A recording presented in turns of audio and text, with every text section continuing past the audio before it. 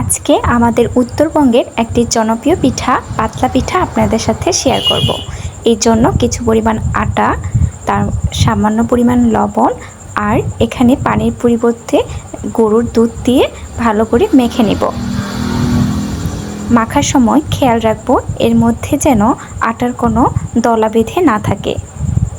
আলতো হাতে বারবার নেড়ে মিশ্রণটাকে খুবই স্মুথ বানিয়ে নিব।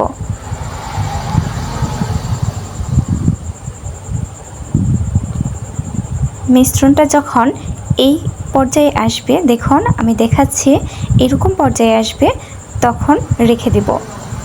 এরপর একটি পানে সামান্য পরিমাণ তেল দিয়ে গরম করতে দেব। তেল গরম হয়ে গেলে অল্প করে পিঠে দেব।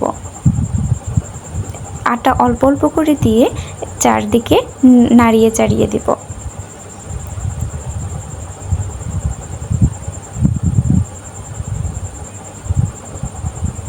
এরপর ঢাকনা দিয়ে পিঠাটা কিছুক্ষণের জন্য ঢেকে রাখবো। এই পিঠাটা খেতে অনেক স্বাদ হয়, আপনারা একবার খেয়ে টেস্ট করে দেখবেন। পিঠাটার চারপাশে যখন লাল লাল হবে তখন তা এপাশ থেকে ওপাশে উল্টায় দেব।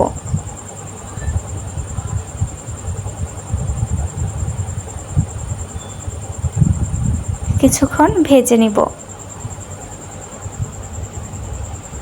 এই যে আমাদের এই পিঠাটা অলরেডি হয়ে গেছে, কমপ্লিট। চলুন এখন পিঠাটা চেক করে দেখা যায় পিঠাটা খেতে কেমন স্বাদ হয়েছে।